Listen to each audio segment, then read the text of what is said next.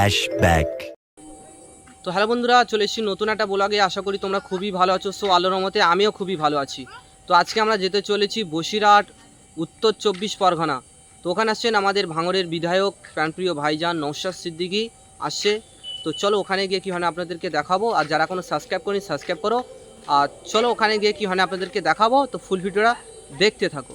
A few moments later.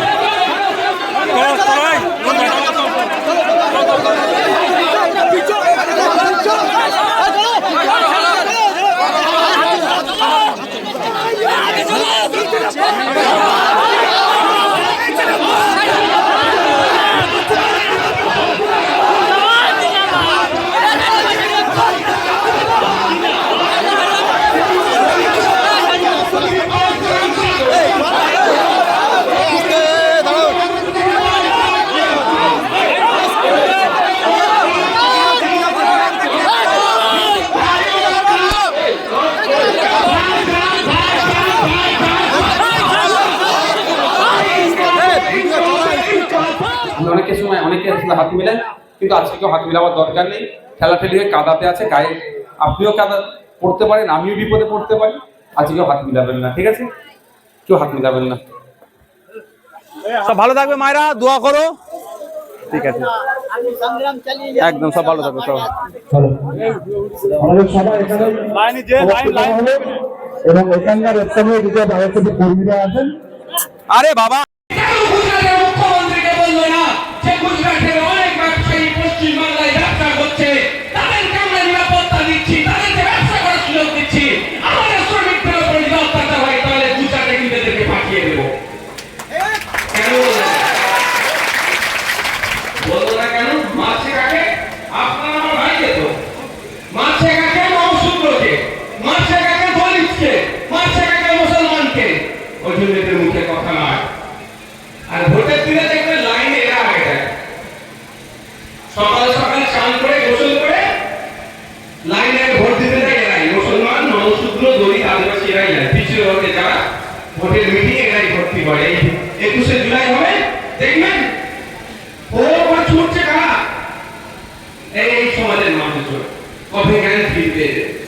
আমি আপনাদের বলি, আমি আর একটা সমাধানের জন্য বলেছিলাম পশ্চিমবাংলা সরকারকে। সমাধানটা কি?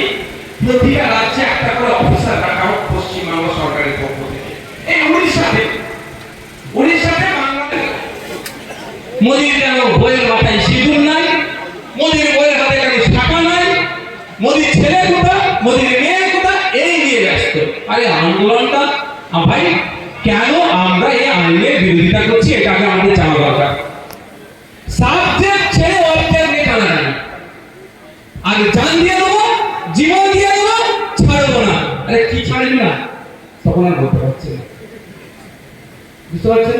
আগে তো জানতে হবে।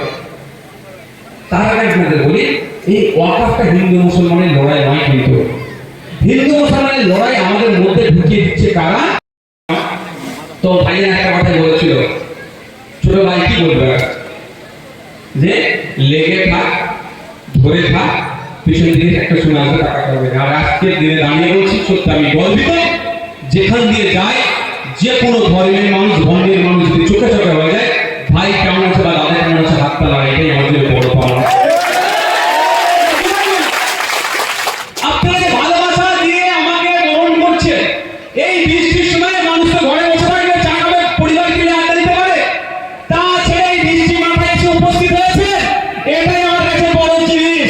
একদিকে ওদের মন্ত্রিত্ব, ওদের দপ্তরের দায়িত্ব, ওদের জেনারেল সেক্রেটারি, ওদের প্রেসিডেন্ট, ওয়ার্কিং প্রেসিডেন্ট, ওদের টাকা একদিকে আমার কাছে, আর অপরদিকে ভারতের মানুষের ভালোবাসা।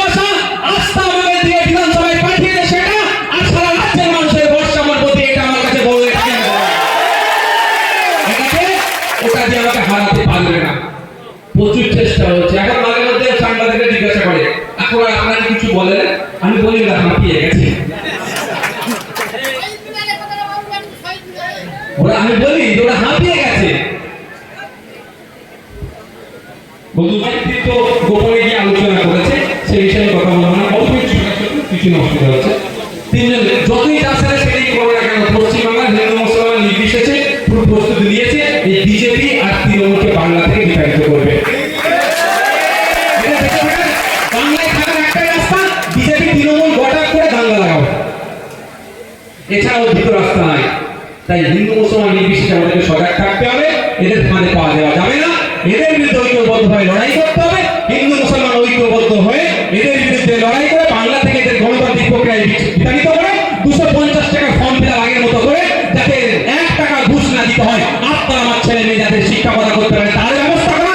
রাস্তাঘাটে যেভাবে পুলিশি হাইরানি থেকে শুরু করে অন্যায় হয়েছে, সেগুলো সব ধরনের সামাজিক যে অবক্ষয় হচ্ছে সব থেকে বন্ধ করার দায়িত্ব নিতে হবে।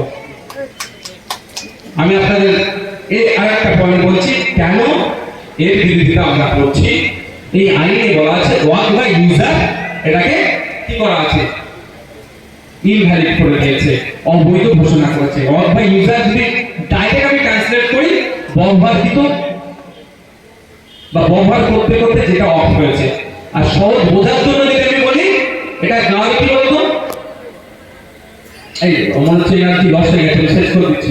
আইএসএফ কে ভোট দেওয়ার শপথ নয়, কিন্তু শপথটা হবে তৃণমূলের বিপক্ষে ভোট দেওয়া। করবেন শপথ? আমি আপনাদের বলছি, একটা শুনে নেন, আমি আইএসএফ কে ভোট দেওয়ার কথা বলবো না। যাদের ইচ্ছে মানে শপথ করবেন না, কিন্তু যারা শপথ করবেন, কিন্তু শপথ অর্থাৎ কসম মাথায় রাখবেন, ভুল না হয়। আমি কেন সেটাও বলছি, আমার মাদ্রাসা মসজিদ কবরস্থান হাতছাড়া হয়ে যাচ্ছে, আর আমাকে বলছে দিল্লিতে গিয়ে আন্দোলন করো। এই কদিন আগে পাটনার গান্ধী ময়দানে ব্যাপক একটা জমায়েত দেখলাম, কি ওয়াকাফ সংশোধনী আইন প্রত্যাহারের জন্য। ওখানে এখন সরকারে কি আছে ভাই? বিজেপি সরকার, মানে ওদের অ্যালায়েন্সে বিজেপি সরকারে আছে। ওখানে ব্যাপক প্রতিবাদ সভা হতে পারবে, আর পশ্চিমবাংলায় থেকে বিজেপি বিরোধী সরকার চলছে, দিদিমণি সরকারের আমলে কেন করতে পারবে না ভাই? তাই আমরা এখানে দাঁড়িয়ে আজকে একটা শপথ করবো, সবাই হাত তুলুন। আমরা শপথ করবো, মাদ্রাসা মসজিদ কবরস্থান ঈদগাহ যখন বেহাত হয়ে যাচ্ছে, সেই সময় আমাদেরকে আমাদের পাশে না দাঁড়িয়ে যারা দিল্লি যাওয়ার নিদান দিয়েছে, 2026 সাল আসছে, তাদেরকে বিরুদ্ধে আমরা ভোট করব, তাদের বিরুদ্ধে আমরা ভোট দেব। আর যেই বিজেপি আমাদেরকে এই মাদ্রাসা মসজিদ কেড়ে নেওয়ার অপচেষ্টা চালাচ্ছে, অপচেষ্টার জন্য যে বিল নিয়ে এসেছে, সেই বিজেপির বিরুদ্ধে আমরা কর্মসংস্থানের অবনতি দেখিয়েছিল। মুসলমান বিপদে আছে, ভোট দাও। তৃণমূল ক্ষমতায় আসলে ওয়াকাফ সম্পত্তি উদ্ধার করে দেবে। তৃণমূল ক্ষমতায় আসলে শিক্ষায় মুসলমান এগিয়ে যাবে। তৃণমূল ক্ষমতায় আসলে সরকারি চাকরিতে মুসলমানরা ভাগীদারিত্ব পাবে। তৃণমূল ক্ষমতায় আসলে মুসলমানরা বেঁচে যাবে। তৃণমূল ভোট দিল, মুসলমানরা আজকে বেঁচেছে? মনে হচ্ছে আপনাদের কেউ বেঁচেছে? একটা যখন তৃণমূল সরকার এসেছে 2011 সালে, 100 জন সরকারি কর্মচারী থাকলে সেখানে 3 জন মুসলমানকে খুঁজে পেতেন। আর এই 14-15 বছরে মুসলমানকে এত ভালোবেসেছে, এত বাঁচিয়েছে, 100 জন সরকারি কর্মচারী থাকলে আপনি একটাও মুসলমান খুঁজে পাবেন না। 1000 সরকারি কর্মচারী থাকলে 2-1টা সেখানে খুঁজে পাবেন মুসলমান। তাহলে মুসলমানকে বাঁচানো হলো। কিন্তু দেখুন মমতা ব্যানার্জির ভাইপো অভিষেক ব্যানার্জি, তিনি চোখে ট্রিটমেন্ট করতে কোথায় যায়? কোথায়? আমেরিকাতে যায়। শুনেছি আমি তার অসুস্থ, যাতে তিনি তার দ্রুত সুস্থতা হয়, চোখ যাতে ভালো হয়ে যায়, আমরা সকলে মিলে প্রেয়ার করব। আমার চরম শত্রু হলো সে সুস্থ থাকুক, এটা আমরা সবসময় চাই। এতে কোনো অমত আশা করছি কেউ হবে না।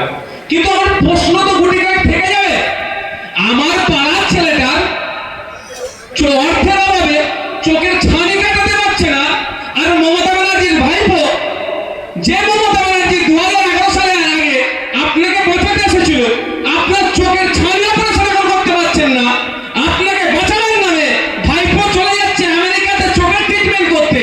যে হসপিটালে, যে প্রতিষ্ঠানে ট্রিটমেন্ট করে, তার ফিস শুধু শুনেছি টাকা। ক টাকা? 1 কোটি টাকা শুধু ফিজ, ঔষধ নির্মাণ। আমরা ট্রিটমেন্ট করতে যাই 200 টাকা, 250 টাকা, 400 টাকা ফিজ দিতে হয় না? তারপর তো এক গাদা ওষুধ আছে। আমি ডাক্তারদের খারাপ বলছি না, তবে আমার একবার, আমি কলকাতা যখন ছিলাম, এখান থেকে দাঁড়াও, একটা কথা হচ্ছে ভাই, যত ভোট আগিয়ে আসবে দেখবে ফেসবুকে দেবদেবী নিয়ে, আল্লাহ আল্লাহ রসুলকে নিয়ে অনেক গালাগালি, দেবদেবীকে নিয়ে, আল্লাহ আল্লাহ রসুলকে নিয়ে অনেক দেবে গালাগালি করে অনেকে পোস্ট করতে পারে। উত্তেজিত হবেন না। কি করবেন আপনারা? হিন্দু মুসলমান নির্বিশেষে থানায় গিয়ে তার বিরুদ্ধে কমপ্লেন করবেন। সবাইকে যেতে হবে না, গ্রামের 8-10টা হিন্দু মুসলমান 200 একসাথে নিয়ে যাবেন, গিয়ে করবেন। দেখ, আপনার যদি নজরে পড়ে কোনো দেবীর নামে গাল দিয়েছে, আপনাকে আগে বেরোতে হবে। আপনার যদি নজরে পড়ে কোনো আল্লাহ বা রসুলের নামে গাল দিয়েছে, আপনি আগে বেরোবেন। আপনি হিন্দু ধর্মের, আল্লাহ রসুলের নামে গাল দিয়েছে, আপনি বেরোবেন না। আপনি মুসলমান, দেবীর নামে গাল দিয়েছে, আপনি বেরোবেন না, কাজ করবেন না। আপনারা কেউ ওই পাড়ার ছেলে চ ওর পাড়ায় যাবো, ওর বাড়ি গিয়ে ঘেরাও করবে, কাজ করবেন না। এটা করলে দাঙ্গা লেগে যাবে। দাঙ্গা লাগলে ক্ষতি কার হবে? গরিব মানুষের হবে। লাভ কার হবে? রাজনৈতিক নেতাদের। আপনারা যদি আপনার ক্ষতি করে রাজনৈতিক নেতাদের ভালো করতে চান, তাহলে করুন, আর কিচ্ছু বলার নেই। মাথায় থাকবে তো? হই হই করলে হবে না। ভোট আসছে, এই বসিরহাটের মাটিতে হয়েছে, ক্ষতি কার হয়েছিল? তোমাদের গরিব মানুষদের হয়েছিল। খবরে পড়েছিলাম তো, কি হলো? যে একজন মুরগি বিক্রি করে ফিরছিল, তা সে আক্রান্ত হয়ে গেছিল, সে হিন্দু ধর্মের, আর তাকে আর একজন আক্রান্ত হয়েছে, তার আবার সেলাইনে এটা ওই অ্যাম্বুলেন্স একটা মুসলমান লোক ধরে নিয়ে গেছে কলকাতা পর্যন্ত। তারা কি মারপিট করতে চেয়েছিল?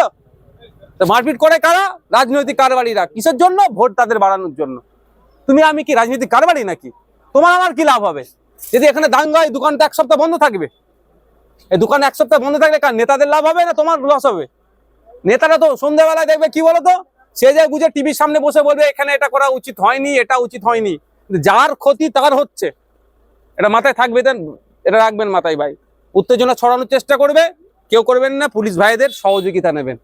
আমার বিশ্বাস, আমার পুলিশ ভাইদেরকে আপনি গিয়ে কি করবেন, আপনাদের 2-4 জন গিয়ে গ্রামের মানুষ, গণ্যমান্য ব্যক্তি যে থানাতে গিয়ে কমপ্লেন দেবেন, পুলিশ দেবে, তাদেরকে তুলে নিয়ে আসবে। আর যদি না পুলিশ তুলে নিয়ে আসে, আমি আপনাদের ছোট ভাই, আমার কাছে আপনারা কাগজটা পাঠাবেন, আমার দায়িত্বকে কিভাবে তুলে নিয়ে আসা, আইনের মাধ্যমে। আমিও আসবো না তুলতে। ঠিক আছে? সব ভালো থাকবেন।